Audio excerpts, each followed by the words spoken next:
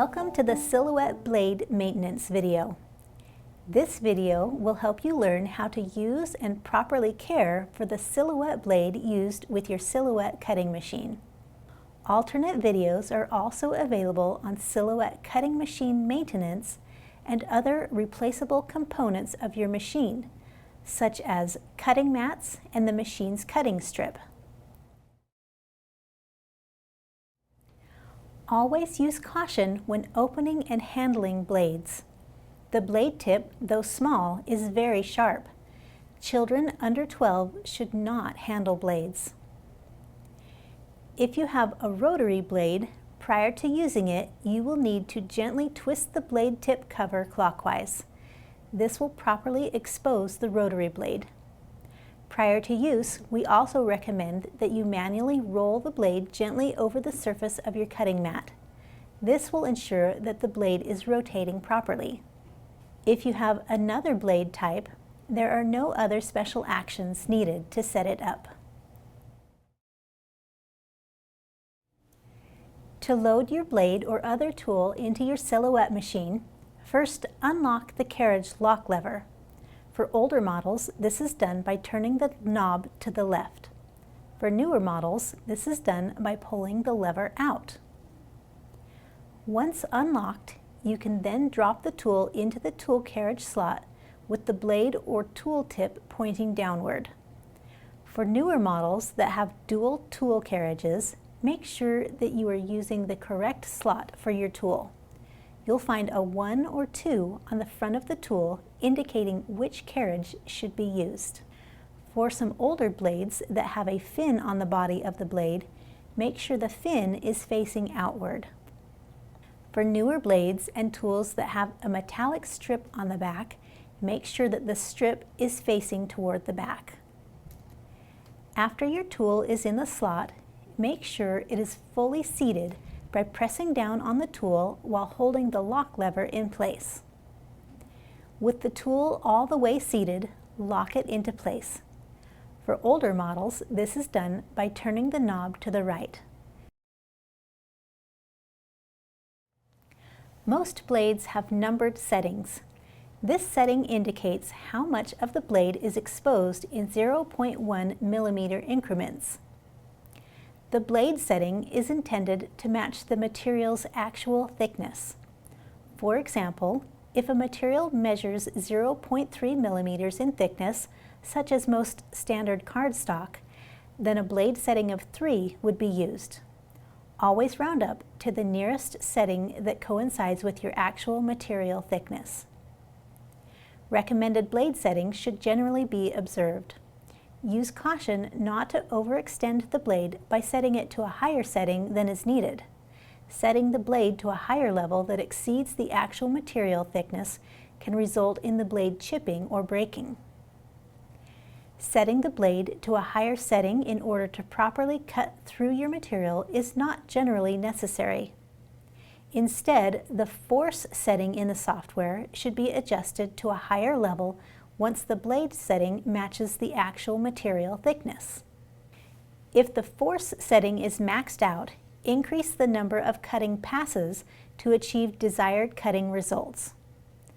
For more information on testing and finding proper settings for your various material types, be sure to check out our video titled Material Types in our Troubleshooting and Maintenance series.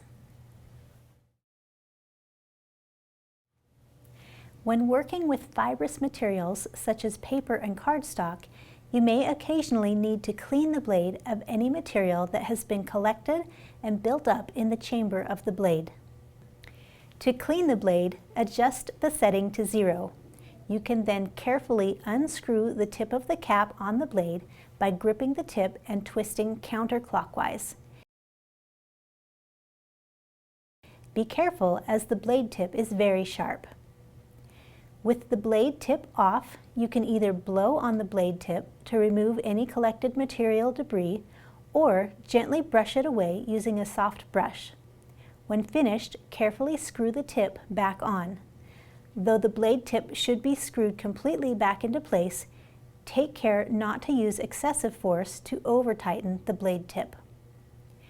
Never cut with the blade cap off, as this will damage the blade and may also damage the machine. For blades that do not have a cap cover, such as the rotary blade and craft blade, you can untwist the entire collar to expose the full blade. You can then take a soft tip brush and brush out any debris collected in the blade tip area, and then blow to remove any dislodged bits of material.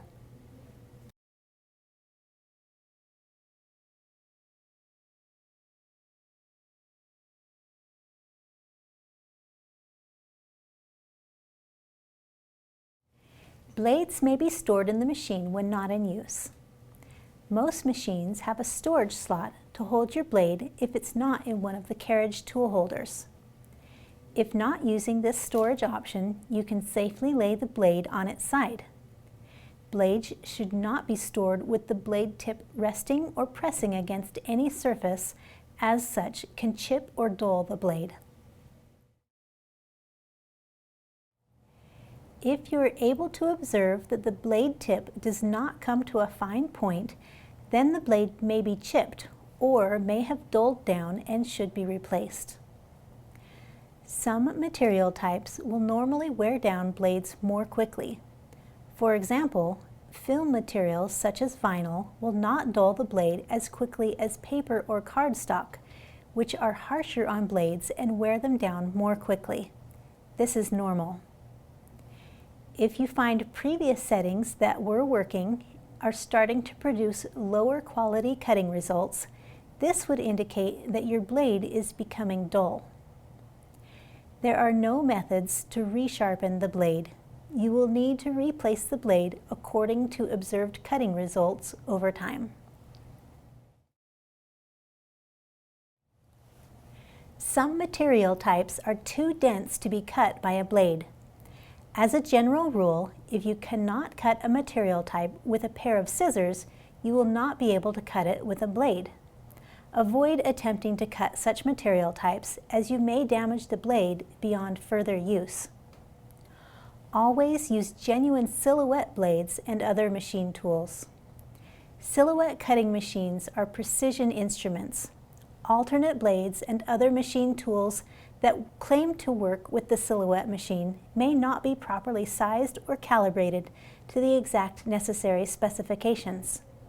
The use of non-genuine silhouette machine components can cause serious damage to the machine either immediately or over time, and can permanently impair further proper machine operation. Issues resulting from the use of non-genuine silhouette machine components cannot be covered under the machine's warranty.